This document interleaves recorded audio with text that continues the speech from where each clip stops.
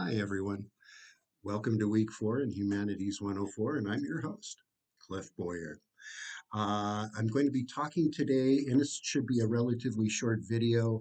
I'm going to be talking today about the research paper, and I really want to focus more on the actual writing of the paper rather than spending too much time on the APA formatting. Because it's really important at this stage of the game that you get your ideas on paper and organized and think about how to flesh out those ideas, and we'll talk about that in just a few minutes. First, I just want to talk about a few general announcements. Don't forget that the rough draft of your resume, cover letter, and job application are due this Sunday at midnight. That would be the 11th of October. And then next week, week 5 on Sunday, the rough draft of your critical thinking research paper is due on 10/18, that Sunday at midnight as well. And that's why we have the lecture today. I want to continue to be thinking about how you're going to put your ideas together in that. Also, though, I did want to make a couple of announcements about, first of all, the cover letter. And I've gotten some email questions about this. In the template, it says click to enter text in the top left-hand side of the paper, and these are your headings. Obviously, now you're going to be putting contact information there. First, your own, and you want to put your name, address, phone number, email.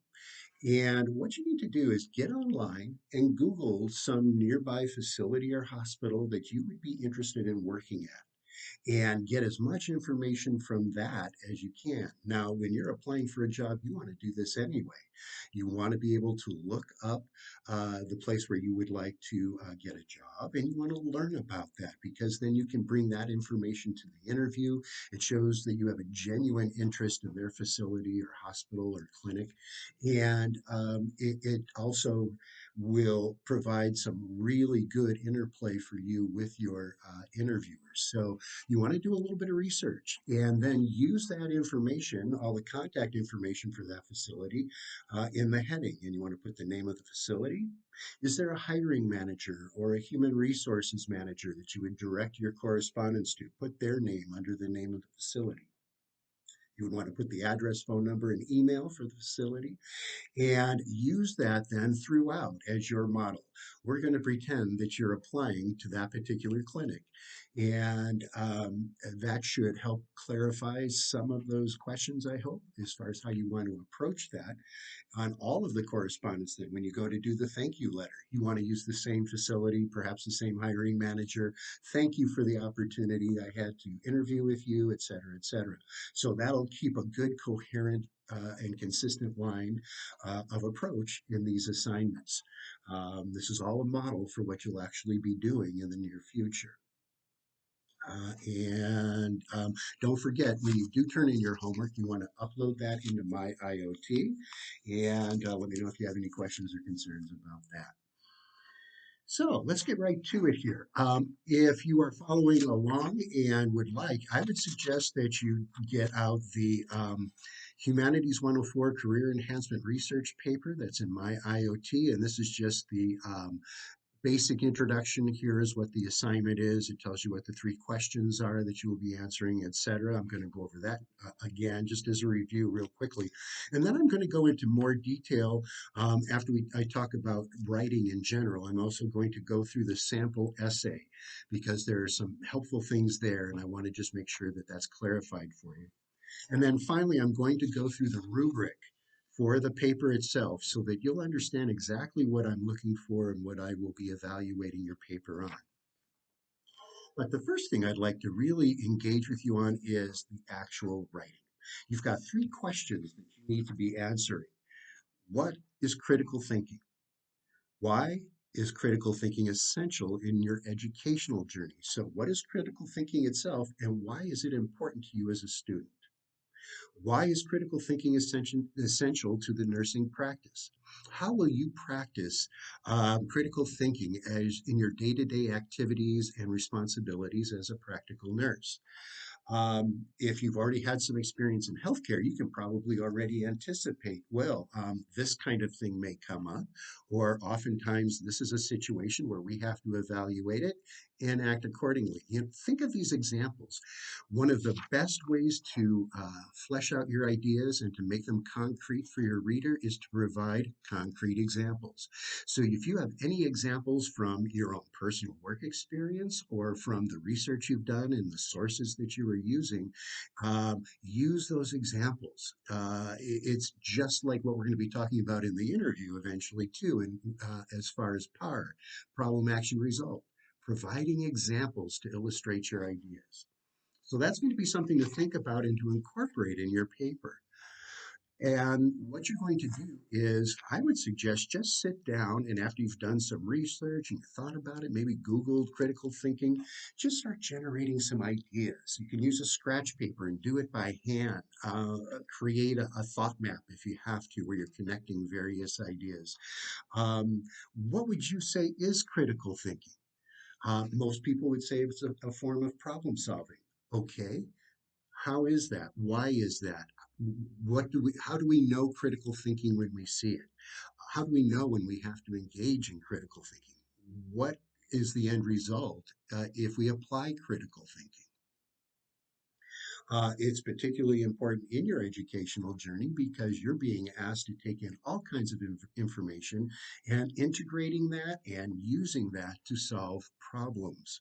So, this is how you want to think about it. And I would just sit down and just free write where you're just putting ideas on paper. Don't criticize yourself. Don't be self critical about, oh, that's a stupid idea, or I don't know how to say that.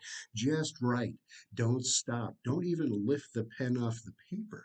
And I really suggest handwriting this initial rough draft because it's an immediate connection to your brain. And muscle memory takes over, and things that you've thought about in the past will come forward. Handwriting is a good way to unlock ideas that might otherwise be blocked. It's a little bit harder when you're worried about the mechanics of typing. You don't want to think about that right now. You just want to think about the topic, how you're going to respond to these, how will you answer these questions. So get some rough ideas on paper and then maybe look at your sources again. What kind of ideas can you take from your sources to complement and support the points you're making, the answers that you are providing for these questions? Uh, you want to make sure then that as you put those ideas together, and as you start organizing them and fine tuning them, fleshing them out, thinking of examples that you can provide, and that's key, uh, then you want to start putting that into some kind of organization. So, as I had mentioned in a previous lecture, this follows the same kind of formatting as that basic 5 paragraph essay that you may have had experience with in high school or middle school or even some other college. Uh, but you can also lengthen this. You can have 2 or 3 paragraphs to answer one question if that's what it takes. But in addition to those 3 sections that you're going to have, where you answer those 3 questions, you're going to have an introduction and a conclusion as well. I'll be talking about those a little bit more when I go through the rubric and through the sample essay. But generally, you want your introduction to describe what you are going to be addressing in the paper. And you will need a thesis statement. Remember from school way back when, a thesis statement is a statement that encapsulates the primary idea, the main answer to this question, what is critical thinking, that will guide the rest of your paper. If you answer what is critical thinking effectively in 1 or 2 sentences, that is your thesis, and you want to have that in your introduction.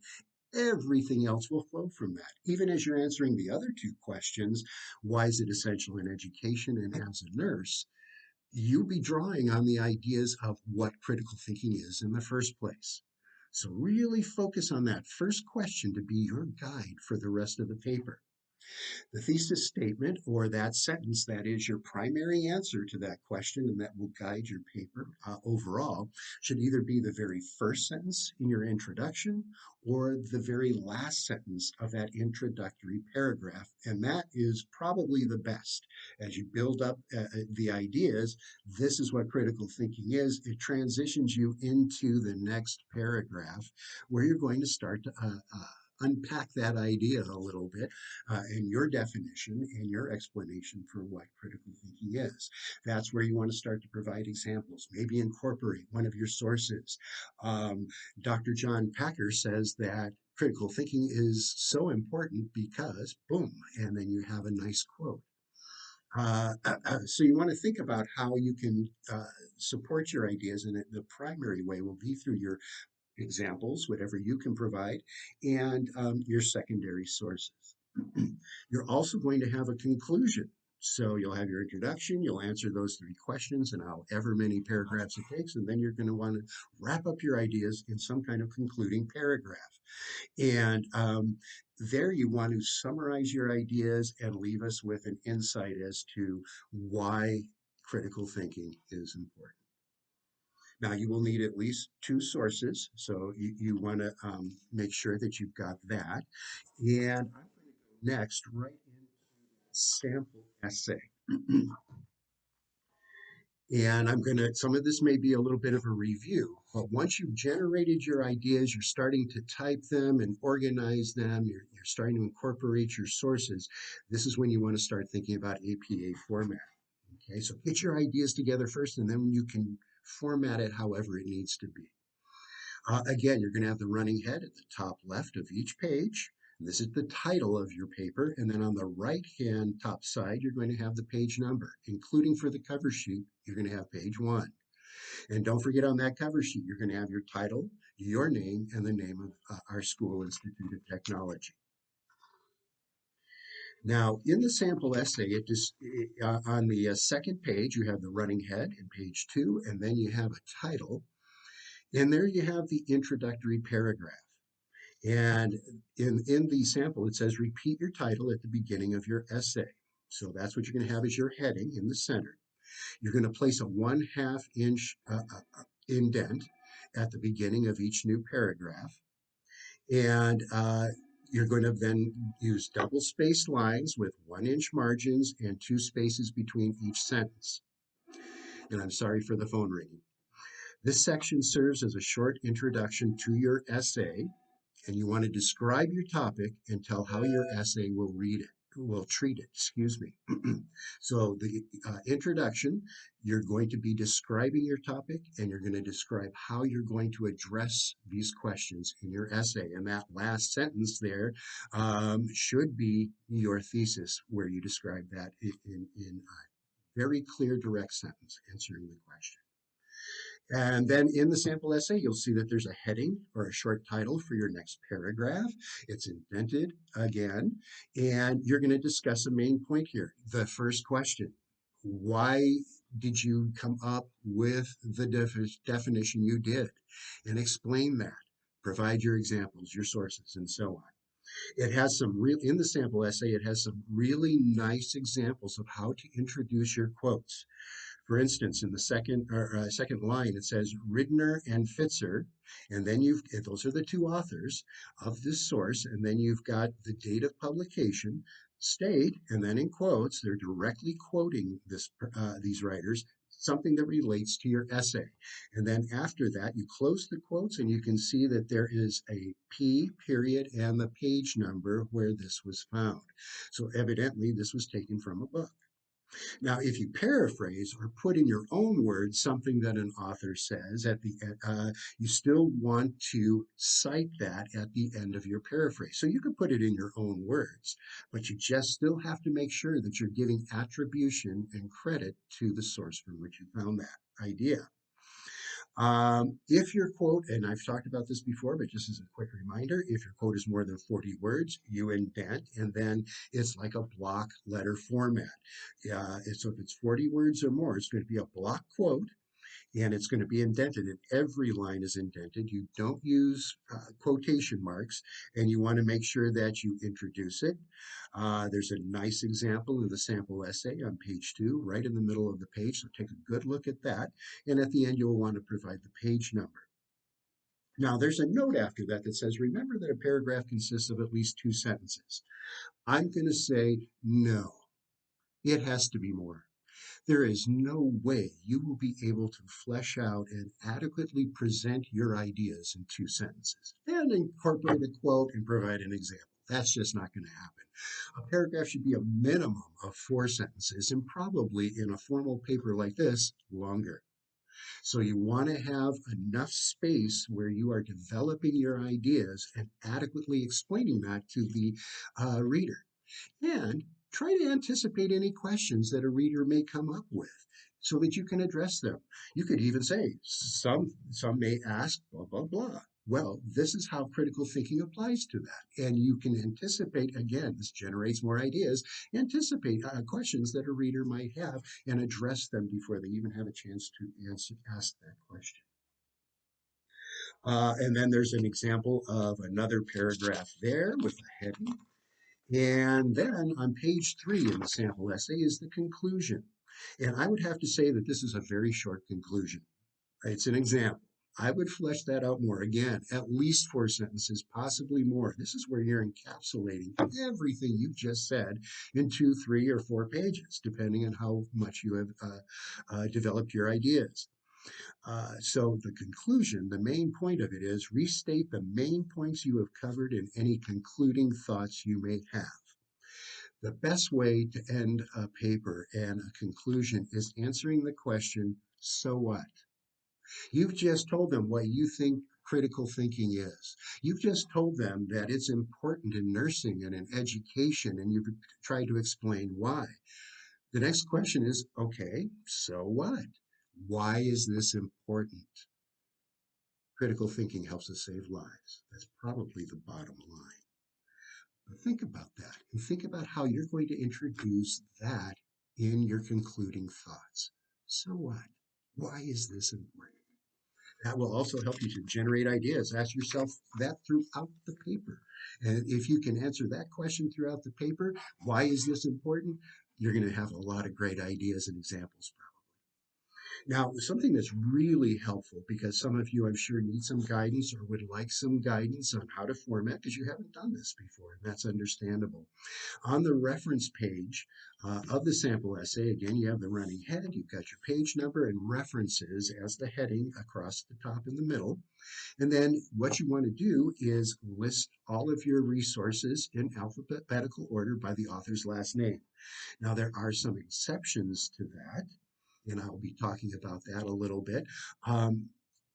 Basically, if it's an anonymous author or it's a website with no obvious author, then you want to put the either anonymous for an anonymous author or the title. Forget the name of the authors, just go straight to the title, and that's especially true in your if you're looking at a website.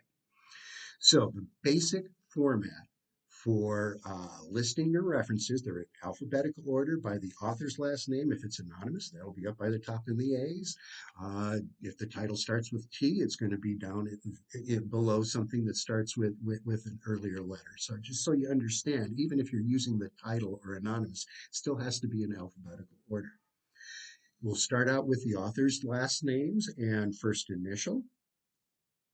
Again, anonymous or the title if you don't have that information, the date of publication in parentheses, period. And then if you have the names of the authors, then you will have the title.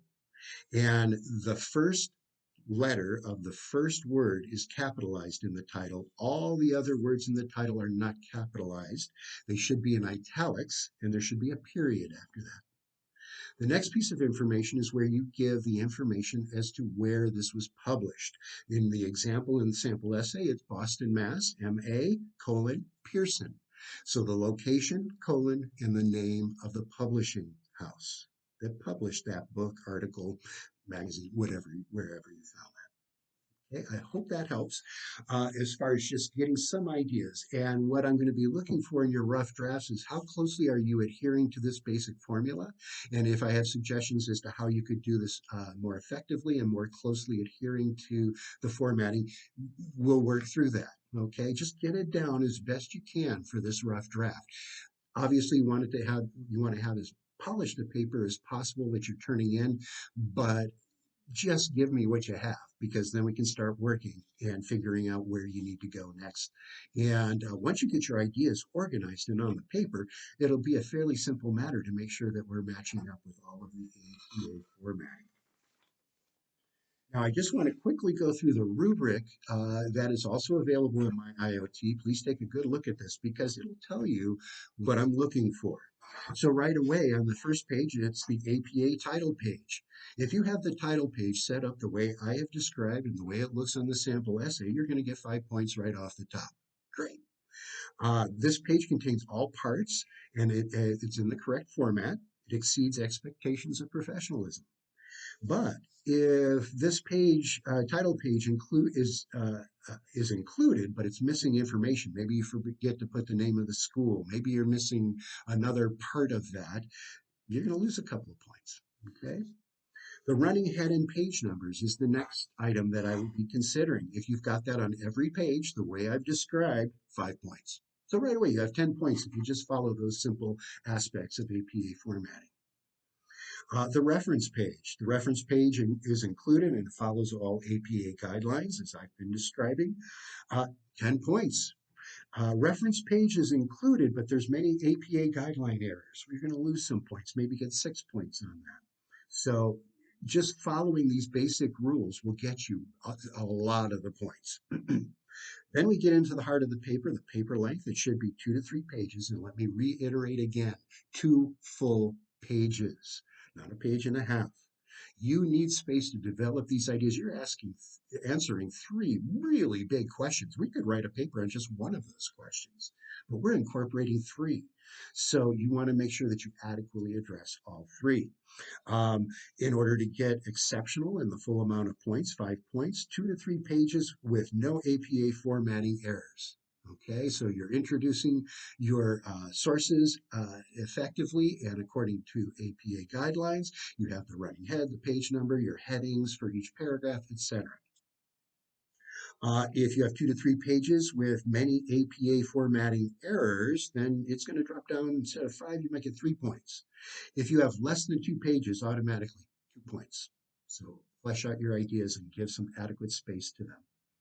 I will also be looking at grammar, punctuation, and spelling, and that's worth 10 points. Make sure that you use your spell check. Make sure you're double checking everything to make sure that you have no run-on sentences and that type of thing, that you're correctly punctuating all of your sentences. One problem that I often see students make is they're not capitalizing the appropriate words. So if it needs to be capitalized, you want to make sure you do that. If it's a person's name, the name of an institution, etc. Organization. 10 points. How is it organized? Information is very organized into excellently constructed paragraphs. Each paragraph has an introductory sentence and at least 3 details and a concluding sentence. So this gives you an idea of what I'm looking for in each of those paragraphs. You're going to have a topic sentence, which is like that thesis sentence in your introduction. But the topic sentence is, what is this paragraph about? And so you're going to introduce the paragraph that way. That will make the transitions flow very smoothly. And you want to provide at least 3 details. So maybe a couple of examples or a source or something that backs up the point you want to make about why critical thinking is important. That would get you 10 points. If you have a paragraph where information is organized into paragraphs, but the information is not detailed, there's not a good transition. Maybe I'm lost because I don't see what the main idea of that paragraph is. Maybe it's just very general and not enough specific details. You're going to lose points. That'll get you 4 points. If the information is not well organized into paragraphs with an introductory sentence and details, 4 points. Going back to the introduction, it's worth 5 points to have a well-constructed introduction, which incorporates great use of background information. Purpose of the writing is clear. What is your purpose in writing this? That answers the so what question, by the way. Ideas and concepts are presented in a clear and understandable manner. That'll get you 5 points. If you have no background information, the content is accurate and mostly complete, and you'll get maybe 3 points. If there is no introductory paragraph or it doesn't introduce the topic, it's just a couple of sentences with no real clear direction, that'll get you 2 points. And this same criteria then applies to the conclusion as well. Does the conclusion provide exceptional and thought provoking analysis? Do you answer that question? So what? That directly addresses the details or examples of the main topic. If you do that in your conclusion, and that's going to take you more than 2 sentences, 5 points. If the information in the conclusion has too little to do with the main topic, it's just a real quick wrap up, the analysis is not clear or organized, it'll get you maybe 2 or 3 points. Okay? The body of the paper. Does that support the introduction and conclusion very well? Are there APA or citation errors? Again, it's looking at the overall development of your paper. 10 points, that's worth. But if the body of your paper does not support your introduction or conclusion, that could go as low as 4 points. And then timeliness. Turning it in on time will give you 10 points. 5 to 10 points will be deducted for late work depending on how late it is. So you are forewarned. Make sure you get it in on time, both the rough draft and then the final draft later in the term. So the total points available are 75 for this, and then that gets translated into a percentage. So I hope that answers some of the questions that I've been getting in emails about the paper. Again, my best suggestion as you approach this now over the next 2 weeks is get your ideas on paper, find at least a couple of really good sources that you can incorporate and borrow ideas from. Make sure you give proper credit to them. Get it in as basic an APA formatting as you can for the rough draft, and then we can fine tune that for the final draft. The main thing is to develop your ideas, organize them, and get them on paper. I hope this helps. If you have any questions, you know where to find me. Please email me. I'm also available on our Zoom meetings. And I'm sorry, the Monday Zoom meetings have been so crazy, but my life has been kind of crazy. So that's how it is right now. But next Monday, we will be meeting at 4 o'clock. If anybody needs some assistance, wants to talk to me one-on-one. Also, I'm available by appointment. So don't forget that as well. Thank you all. I'm enjoying working with you and have a great week.